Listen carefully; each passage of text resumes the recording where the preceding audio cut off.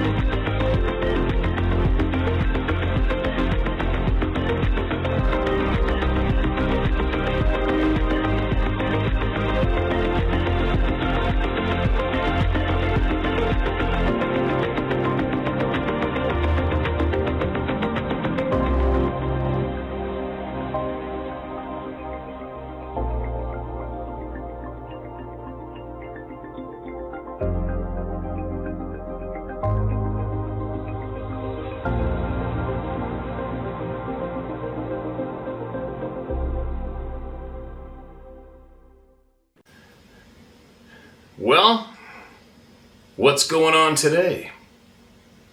It's Monday today, my time, so that means it's Sunday at home. 8:47 a.m. my time.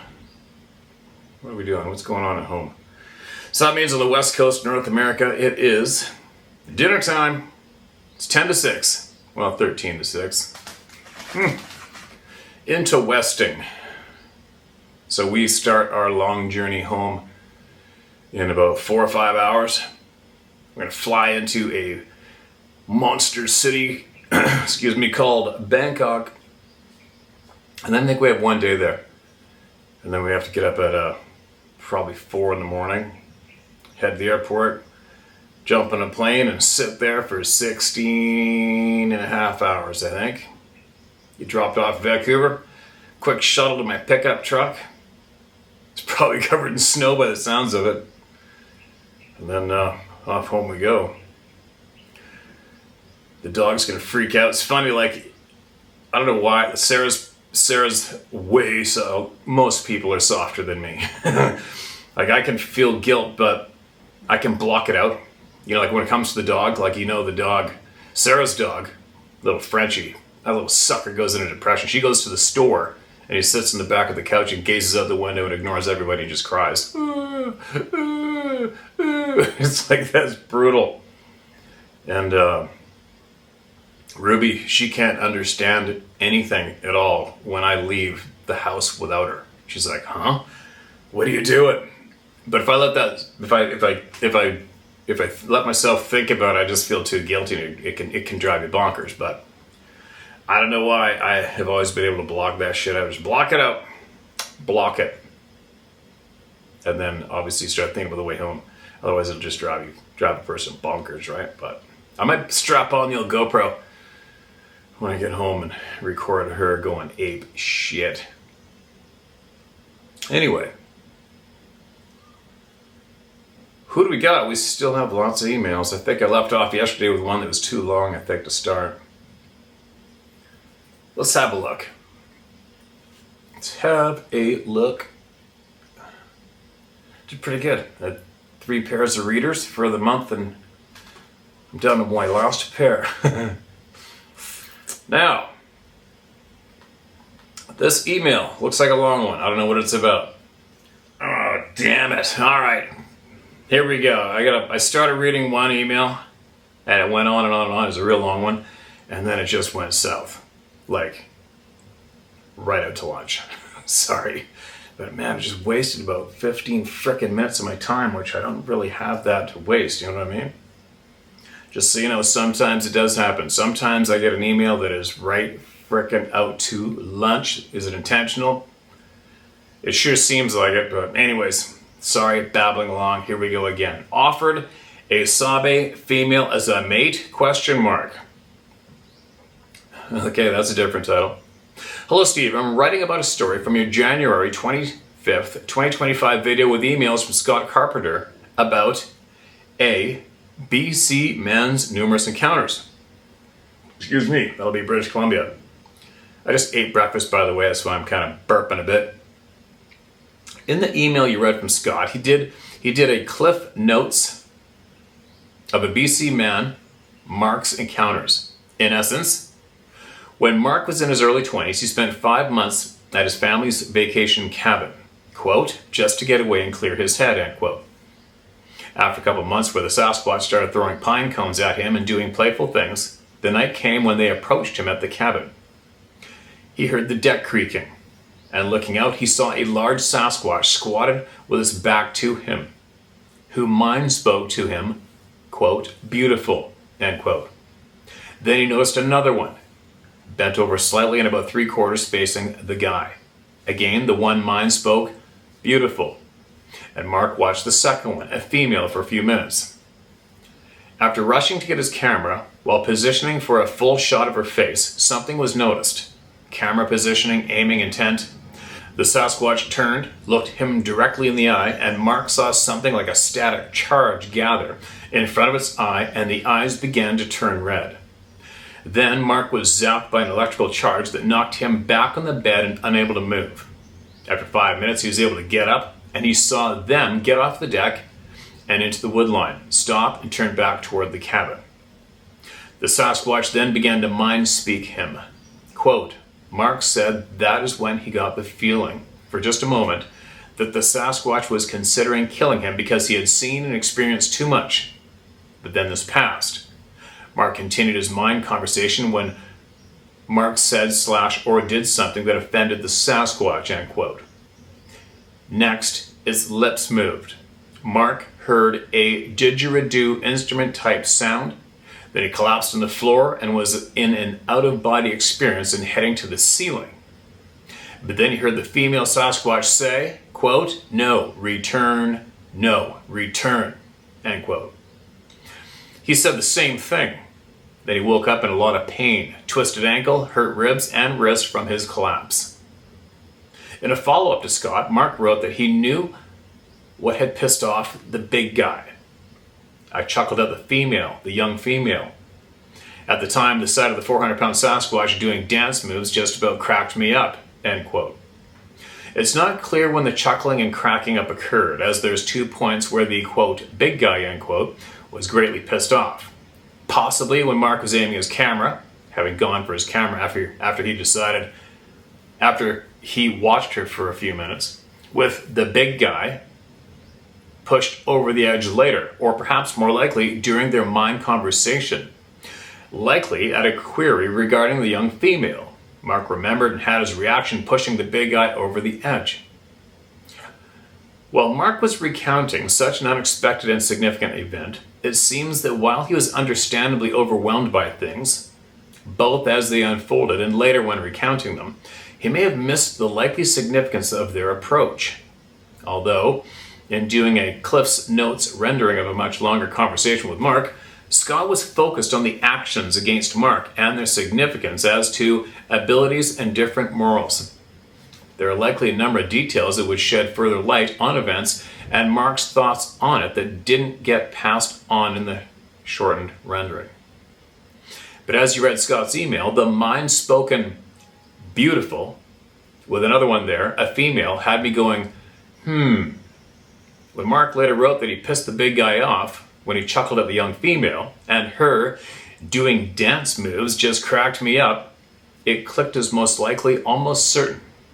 That approach of theirs was a huge step up from throwing pine cones and other playful things, in assumed closest distance and certainly in behavior, approaching directly, coming up to the cabin and right onto the deck and bringing a young female and having her pose or dance and bringing attention to her as, quote, beautiful, end quote.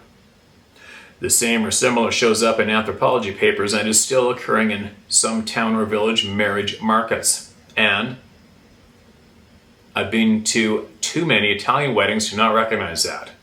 Wait, did I say that aloud? A reminder of some background we'd heard of. There's many historical accounts of Sabe abducting human women for mates and abducting girls, some claiming as they become women, but are more adaptable, so more likely to survive the changed circumstances and to not cause trouble.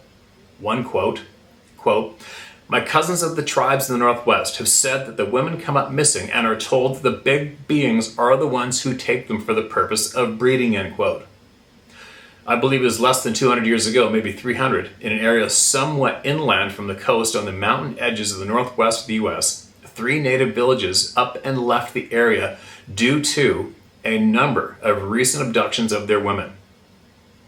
Another case in British Columbia, a woman taken, then years later allowed to return to her people, delivered with pitch on her eyes so she couldn't reveal their location after she had taken ill. A similar case back east in pioneer times about a pioneer woman. After time, she was back living with her relatives and was described as extremely withdrawn and never being the same. More modern, that of a female human blonde teen found at a stream with a baby, startled to see other people. When a Sabe appeared and was very displeased that she had contact with people, grabbed the baby and swung it by the ankles so its head smashed on the rocks as punishment for that contact. Ooh, that's frickin' nasty. And one report where a native woman volunteered to go and become a mate to a Sabe for the good of the village. Much rarer in number, but not zero, are tales of men being abducted by female Sabe, either used and released or escaped, saying they were intended or being kept as mates. With that as background, perhaps the older male Sabe was offering the young human who was spending months at a cabin just to get away and clear his head, end quote. The beautiful young dancing Sabe, likely a daughter, for him to consider becoming her mate. When Mark cracked up at the young female's dance moves, the male likely took that as a rude rejection of the female, the offer, or both, hence an insult, or that exposed something that made the male reject the man. With his death considered, then withheld. The subsequent assumed intended death by a forced OBE, out-of-body experience, appeared to have been a lash out in anger, occurring likely on top of one or more of an insult, real or perceived, a change to rejecting the man, to cover up the offer, to cover up a rejected offer. Perhaps the underlying was as simple as Mark felt during that mid-conversation that he had seen or been shown too much. Perhaps too much given that the offer was likely not recognized, hence not accepted. If accepted, or under consideration, would that still be considered seen too much? Not likely, or they wouldn't have approached like that. Perhaps the male could be in trouble if a failed offer became known to the other Sabe, or it would lower the female's perceived value in the community. Whichever, their approach like that would mean that the big guy, Sabe, had an expectation that a match between a human male and his presumed daughter was a possibility. What had he built that possibility on? There must be some history of similar matches. Is an offer of mate the most likely explanation arising from this trip to the cabin? Thoughtful about life, the approach, beautiful, dancing, chocolate, etc.? What doesn't fit? What's a better fit? Michael. P.S. I wonder how many historical missing miners accepted an offer. Sure, she's a little hairy, but she sure can move logs. Yeah, I don't know, man. Interesting. It's a thought I don't want to entertain myself, personally. I don't think there's enough wax in the world to fix that up for me. Right? Who knows? People do some crazy shit in this in the world. I don't know. What do you guys think? Would you guys take up the offer? If you had some Sasquatch coming teepee creeping in the night to your place, they'll knock on the door. Hey, how you doing? I don't know. Especially if the dad brought her over. I'd say that's a mega turn off part 1 right there. Your dad just brought you to my... That's you and your father here at my bedroom window. Yeah, no. I don't know. Who knows? Throw it down in the comment section below. You guys, and let me know what you think about that one. Would you do it? Would you do it? Now, interesting thoughts. You never know. Who knows? You never know. We just don't have too many people who wrote in previously, on a serious note, of saying, you know, it's just in the woods, or I was camping, or I was at home and doing my chores in the barn, and this frickin' big hairy guy brought his really hairy daughter over to me and talked me into mating with her. Said nobody yet. I don't think. I think I probably remember that one. But who knows? Maybe it's happened, and maybe those people who have done it just haven't got up the guts to admit it and share it publicly yet. Maybe they will.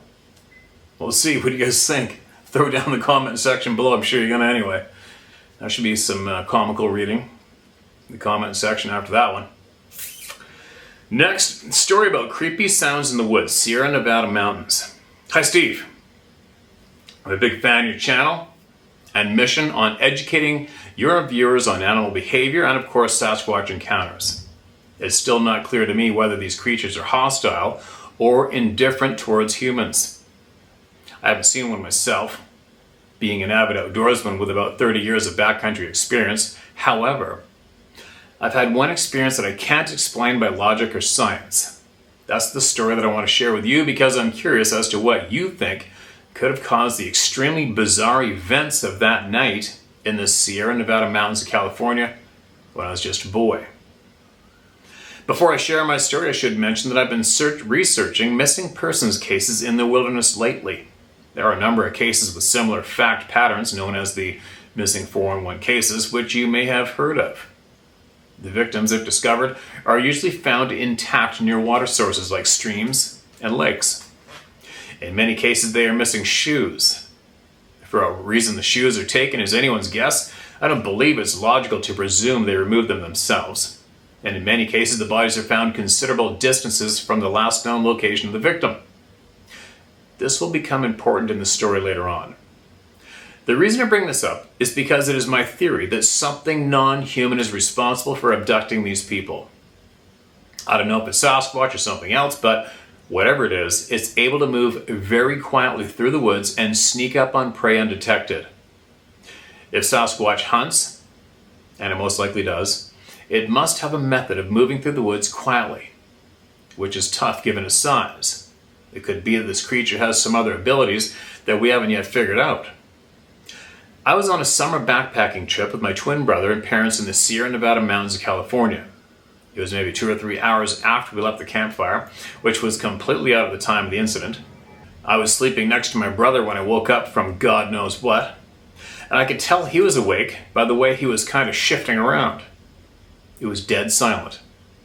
You know how you talk about that sixth sense in your videos? Well, I can't really explain what exactly it was that I sensed, but I remember very clearly I became aware of something outside of the tent. I didn't hear it, I didn't smell it, I just sensed it. At this time I froze up and listened closer. It was silent, not even wind in the tent flaps, and it was just then that I felt something brush up against my feet, which I immediately pulled away reflexively. My twin brother did the same. We were frozen solid. I'm sure that something was outside that tent, but the ground was covered with twigs and pine cones, and it would have been impossible for an animal to move through that terrain without making a sound. After what seemed like hours, but was probably only about 2 or 3 minutes, I heard a very loud, very distinct, and immediately recognizable sound right where the creature had been by the foot of the tent.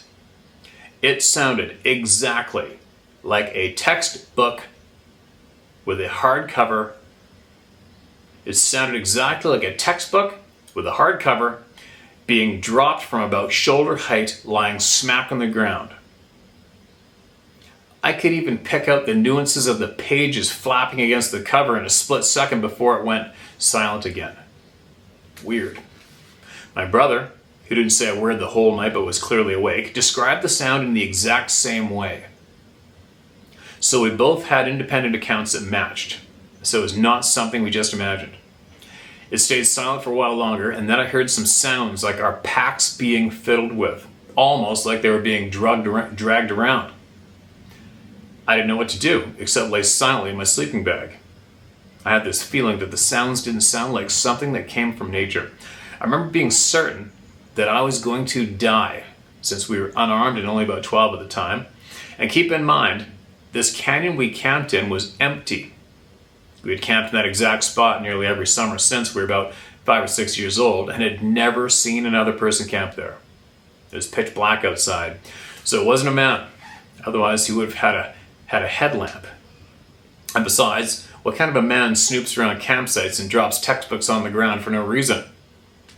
And here's the totally messed up part. In the morning, when first light approached, I made the decision to go check outside the tent with good visibility. I wanted to see what made that sound. And keep in mind, I've been awake all night and was listening intensely the whole time. I never heard a single footprint. I was expecting to find a textbook at the foot of the tent, but there was nothing there.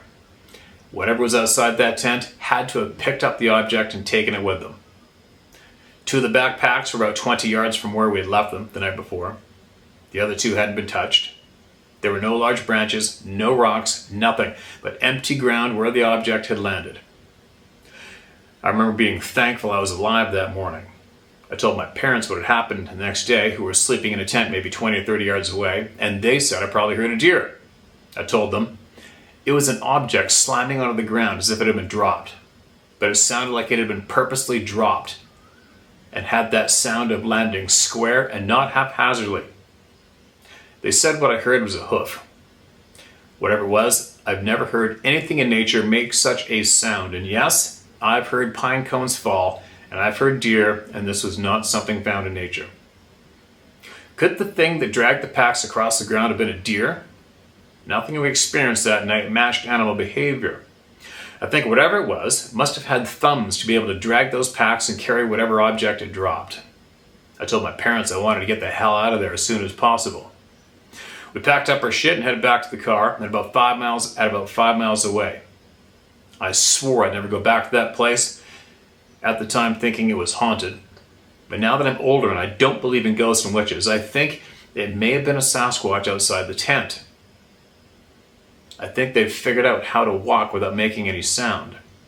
All I know is something was outside the tent, and it couldn't have been a man, or else we would have heard all sorts of footsteps and I didn't hear any. To this day, I have no idea what made that sound, but I know what I experienced. And my brother experienced the same thing. I came back to that campsite about 3 years ago on a hike with my older brother. I think it's important that, when you experience something unsettling in the woods, you have to remind yourself that encounters with unknown beings are extremely rare, and you shouldn't let anything keep from exploring nature, even if it's going to scare the crap out of you. I know your mission on your channel is to provide support to those who have encounters, but I just want to educate myself and others about safety in the backcountry. My big questions are, what are they? Where do they come from? And what do they want from us humans? It seems pretty clear they don't see humans as food in the same way we humans don't see each other as food, and they must be reasonably intelligent to be able to avoid detection so well. Do you think they want to harm us, or do they just want to keep us away? Do you think they're responsible for the missing 411 incidents? Since I love the outdoors, I just want to learn more about them the same way I learned about being bear aware. One day mainstream society opens up their minds and starts thinking for themselves. I think there are a lot more discoveries to be made, and our understanding of the world in terms of modern science still has a long way to go. Keep up the good work, Joey. Okay, my man, do you think they want to harm us, or do they just want to keep us away? I think they don't want to harm us, otherwise we'd be getting picked off the face of the planet, like one after the other. I think they just like to mess with us when the opportunity arises, myself. Do you think they're responsible for the missing people? No, I don't think they are. I think the missing people are coming from a source from that direction. And mostly from other humans, I think. Alright, there you go. I think that's all the questions. Yeah. Do you think they want to harm us? Okay, so like Dave said years back, not one researcher's come up harmed or missing that intentionally went after Sasquatch for how many years? They just don't. They don't come up missing and they don't get assaulted, right? But we do have the people who allegedly are in communication with these beings. The beings all say as well, it's the people. Other bad humans are responsible for the humans going missing. And I do believe that is fact, myself. Wonder how many other people have heard what you described outside their tent hitting the ground. Has anybody else heard a sound outside their tent that sounded like a big hardcover book slapping the ground and even the pages flapping before it hits? I haven't read that before, but we'll see. Who knows, right? What else? It's quite obvious. Not obvious. I mean, it should be a well-known fact by now through everybody sharing here that yes, they move dead silently. They appear and they disappear at will. Whether or not you want to accept that as facts, up to you, people, but it's what's going down. There's no way out of it. No way out of that fact. I mean, you could ignore it, but it's not going to go away. Not that fact. Hairy Man, Bristol Bay. My name is Jesse Thompson. I live in Duval, Washington, born and raised in Maui. I guided for several seasons on the Nushagak, Togiak, Ungalikalith, and the Bristol Bay Lodge. Oh, I read this. All right, I got a quick, fair-sized reply from the comment section relating to a video from yesterday, I think. Listen to this. Matthew's account of his experiences at Uniacke, that's how I pronounced it, Uniacke, it's pronounced Uniacke House in Nova Scotia, is of special interest to me. Uniacke House was a special Sunday drive for my family during the 50s and 60s, and here's what I recall of one visit, approximately in the late 50s. This time we were accompanied by my aunt and uncle. After touring the main house, we were walking the grounds where there were other outbuildings, one of which was what I now believe to be an old stable. The building was very dark inside with a low ceiling, likely hay storage above.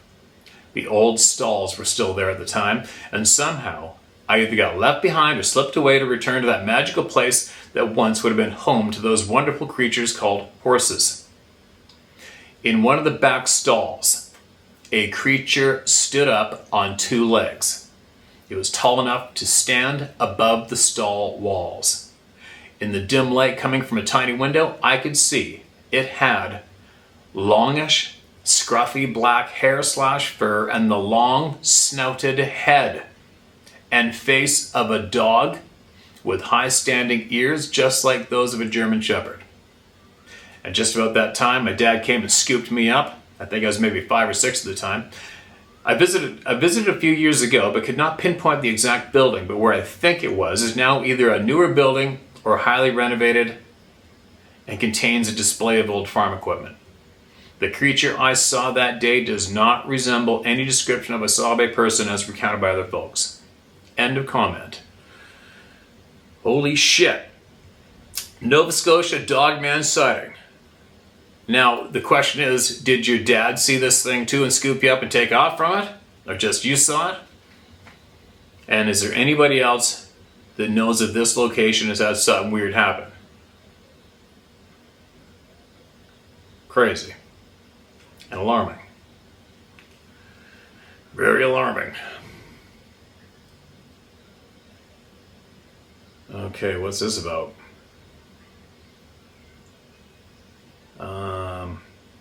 Alright, this is all political email, 100%.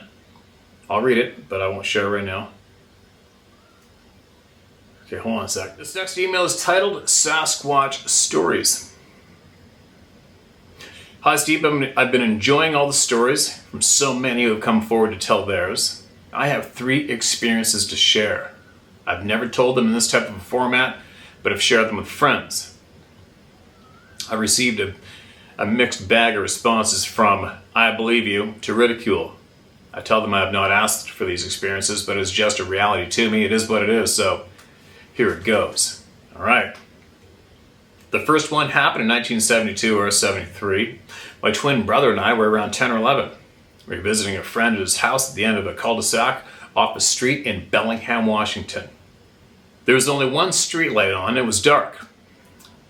We were shooting the shit on his front porch when we heard what sounded like several dogs barking in the distance, but were getting closer and closer.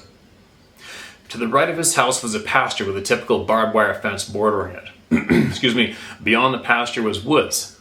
Soon, while looking in the direction of the barking dogs, we saw this thing running upright on 2 legs. It hopped over the fence like it was nothing. Hit the yards of the homes on the other side of the street without hitting the street at all. It ran the entire length of the street through the yards of 5 or 6 homes, across another street, and ran back into the woods with 4 or 5 dogs chasing it the whole way. Crazy. It seemed to be tall and ran with rather stiff arms and kind of what I can only describe as loping. It was all one color. What I don't remember what color, as it was kind of dark, but had what looked like long flowing hair coming off its back. I remember it scared us all beyond belief and didn't sleep out as planned that night. I don't know what it was, why it didn't run down the road instead of the yards, or why the dogs were chasing it. Story number 2. My brother and I were 13 or 14 at the time, deer hunting up towards Mount Baker with my dad, his friend and his friend's son. About a half an hour before dusk, I came across tracks in the freshly fallen snow. About 4 inches total had just fallen.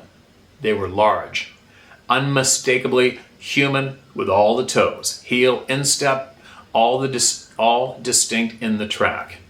They're going straight uphill over a ridge into some brush and into the wilderness. Wow. Story 3. And this is probably the one that bothers me the most. I'm an avid hiker and decided to go out on my own and hike Section J of the Pacific Coast Trail. I wanted to do it alone because, ironically, I wanted to get through that uneasy feeling one may get when in the wilderness by themselves. I believe you can learn a lot about yourself doing that. Yeah, you can. Section J is between Stevens Pass and Snoqualmie Pass, which is right around 70 miles. I was on my last night camp by myself at the far end of one of the park lakes. South of me was a Pacific Crest Trail. North of me was nothing but wilderness, which drops down into Spectacle Lake about 3 miles away.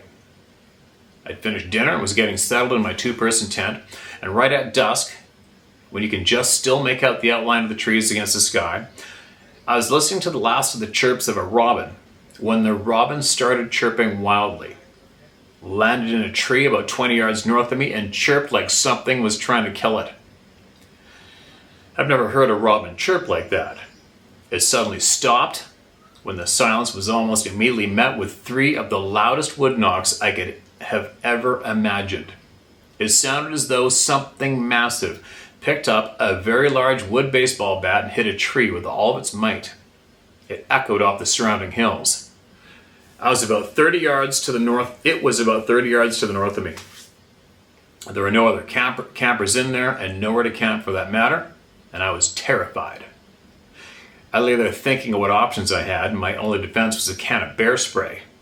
I chose not to carry a sidearm because of the extra weight, and I briefly thought about getting up, packing up, and heading down the trail, but that was not a good option in the dark, not knowing what the hell made that sound, although I had a pretty good idea. I eventually fell asleep and made it through the night to tell the tale, and suffice to say the experience did nothing toward my goal of feeling more at ease in the woods.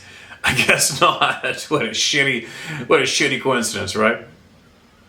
But my family and I still go out overnight. So those are my stories.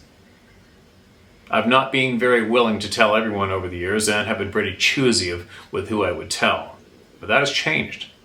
I'm more like you now. Screw them. If they don't want to believe what I'm telling them, well, that's on them, not me. And like I said, I didn't choose to experience this shit. It chose me. I was recently asked, why do I think I have experienced these things when most have not experienced anything of this nature? Simple answer is, I have no idea. Maybe some people are more open to the experience or something which attracts things like that. Who knows? I'm not a bullshitter. I'm, like you say, a good, honest, hardworking man who has stories to share. I'm a professional firefighter of nearly 35 years. I'm retiring next May and I look forward to being even more in the wilderness in spite of these things. Thank you for being here so I could share. I appreciate it. Ron Suggs. Ron, appreciate you, man. Appreciate you coming forward and sharing that. And no matter how you may think about yourself being a little scared to be in the woods by yourself, you jumped into burning buildings for a living, right? You're a brave man, very brave man. A lot of my friends are firefighters. Got a lot of respect for firefighters. Now, I'm sure there's going to be a lot of people who went to the same places you've been to and have had the same experiences. It's just the way it is. One more. Possible Bigfoot. Hey, Steve. I had a story that I wasn't going to share because it isn't as glorious story as I didn't get the best look at it, but I just heard the story you read about the guide in Colorado, and he never really got a look at it either, so I guess here it goes. There's no level of entertainment or gloriness here. You just get all your truth out no matter how insignificant you feel it may be. We still want to hear it. That's a message to everybody. Muzzleloader season just opened up here in Colorado, and the wife, my son, and I all got tags. This is the first time my son will be able to hunt big game as he just turned 12, so we're all pretty excited. Grandma flew in to watch our youngest son, who is only 8 and is a real talker, so it'd be hard to hunt with him. Grandma wasn't coming until Sunday, so my son and I would be hunting Saturday and Sunday together and just drive up both days rather than camp as I hunt close to where I live here in Colorado Springs. We have to get up at 2:30 to get up there early, and we don't leave until dark, so we get home around 9:30. Long day. Saturday came, we didn't see or hear anything despite many pictures of quality bulls I had on my trail cameras. We hunt in a unit where there isn't any point restrictions, so we can take a spike if we get a chance. I enjoy elk hunting, like I hunt coyotes. I sit for a few hours and call and then move on if nothing talks back. I don't enjoy chasing them over like some of the guys. I don't enjoy chasing them all over like some of the guys, as I've hunted that way with friends without any luck, and we didn't see anything on this day. Sunday came, and we did a lot of walking, and my son was already getting a little annoyed without seeing anything, as he doesn't have a lot of patience yet and assumes it shouldn't be this hard to get an animal. It was a hard season as it was hot and the moon was full and out all night. The wind was also bad, so it made it hard to still hunt, which we resorted to as nothing would talk back. My son was complaining about heat stroke, which he didn't have, and I couldn't hear this cow coming up silently to us. I got a glimpse, but he had no shot, so we had a missed opportunity. We stayed until dark and hiked out 2 miles to my FJ Cruiser. I have a lifted FJ Cruiser, which I've built up to hit some of the hardest trails in Colorado. I've done a couple of the top 10 worst trails here and have made this rig for the big rocks and also to fly down the washboard trails. I air the 33-inch tires down to 16 psi to help soak up the washboard, and I have top-of-the-line shocks to make it smoothest ride possible when bombing down the trail. This becomes important a little later in the story. We were winding down a heavily trafficked trail with a lot of switchbacks in it, but since my rig is set up nicely, I can go double, maybe triple the speed most others would dare go. We needed to get back as early as possible to eat, see Grandma, and load up the trucks to camp for the next 7 days. There is not one car driving on the trail, but we ran into a few camping, and some at a hiking spot which is super busy during the day. There were a couple of makeout spots overlooking the city, and there was a car with the lights on inside the car, and there were 4 good-looking girls inside. They were waving at us as we drove by like they want us to stop. I said to my son, "Do you want me to stop?" He said, "You're married." I replied, "It's not for me." "And you have pretty good odds as there's 4 girls and no dudes." "They're too old for me and I'm only 12, he replied. Well, you gotta ask. Meanwhile, I'm still bombing down the trail while I'm busting his chops a little when I saw what I thought was a human being who was going to cross the road. Hardly ever does anyone walk this road, but you may see a couple of mountain bikers. It was all so sudden I had to slam on my brakes since I was going quite fast down the trail. And things started sliding all over in the car, and I'm catching everything like my binoculars and my revolver. I felt kind of bad for this person as he was probably a little scared since I was going so fast. I looked up and it was gone. I got a very weird feeling and I took out my Ruger 454 Castle, which I bought to take trips to Montana and one day Alaska. I asked my son if he saw that and he said he didn't because we were talking. No human being could have gotten across that road and up the side that fast, and no one in their right mind would be walking through those thick willows like that. You'd be easy mountain lion prey walking through this stuff even during the day. This being didn't have a flashlight, and by my judgment, it would have had to have been 8 to 10 feet tall compared to the willows. I would have stopped for a deer, elk, or a bear like that, as I'm a firm believer, to scare the shit out of them so they don't spend the time on the road and get themselves killed. I have a 200-pound metal bumper with a winch, and I'm not too scared to bump into an animal.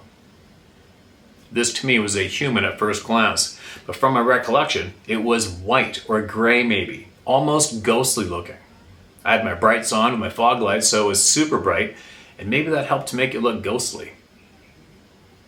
It didn't take me but a second to get headed down the road, and I started thinking that could have been a Bigfoot. I was tempted to turn around and let those girls know there was something weird about a mile down from where they were at, but my son just thought I wanted to flirt with them, so I opted not to. I really didn't want to drive back through there again that night, anyhow, but I watched the news to make sure nothing had happened bad on that road that night. I believe 1, if not 2 hikers have gone missing in that area without being found in the last 4 years, and I know there was a guy who murdered a mountain biker with an axe. What? Oh my God. There was also an attempted murder as well in the last 4 years. Some weird stuff happened around there. I've had an open mind since I was a kid, and I've seen a lot of shit people wouldn't believe happened, so it's possible I saw Bigfoot. I just wish I could have looked at it the whole time, rather than catching all my gear after slamming on my brakes, so I could be sure it was one. Well, there it is. And I'm not 100% sure, but a very odd story nonetheless. I'm also positive it had to be a Bigfoot. We hunted the rest of the time without success, but it didn't affect me, nor anyone else. I'm a 40-year-old Christian, but I hardly go to church much, and I'm a firm believer that when it's your time, it's your time. I saw my old man die in hospice within the last 5 years, and I would much rather go down fighting a Bigfoot or a bear any day of the week. So that stuff doesn't scare me at all. I wouldn't doubt I'd be more freaked out if I had more of a face-to-face meeting with this thing. I'm a farm boy from North Dakota and had to learn how to hunt on my own as my dad didn't hunt. I love the woods and adventure, so I moved to Colorado. I do a lot of camping with my family, and we hike the 14,000-foot mountains during the summer. Thanks for informing the people. I thought I would just share. I'd rather my last name not get used to read this story as it's a little unique, and I could get pinpointed pretty easy here in the Springs. Thanks, Matt. Okay, Matt, gotcha. You know what you saw. 8 to 10 feet, that's pretty good indicator, right? It was 8 to 10 feet. Pretty good indicator, wasn't it, dude? And I wonder, a mile away from those girls? Chances are they might have had the shit scared out of them. And if they did, I wonder if one of them might be here listening to this channel, maybe. I don't know. You never know. Stranger things happen. Now, I didn't feel like I was reading too smooth this morning. Maybe too much in the brain, I guess, because we got to pack our shit up and get moving in a bit. But I'm going to go down and go for one last swim anyway. Anyway, that's it for today. Had a bunch of stuff I was going to touch on, but maybe I'll save that for later. We have a whole day tomorrow. I could probably hit the camera tomorrow, but sure is amazing what's going on in the world today. I really sincerely hope that every single one of you is keeping tabs on global events right now.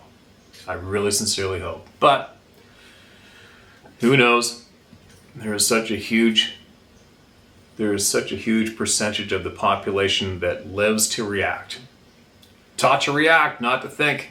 It's kind of sad to watch and be aware of, but it is what it is. Taught to react, not to think. Man, I wish I could turn that around. I just wish every single human being could just think for themselves right now. You know? You know what I'm talking about. If you know, you know. Anyway. Looking forward to getting home. Definitely looking forward to getting home.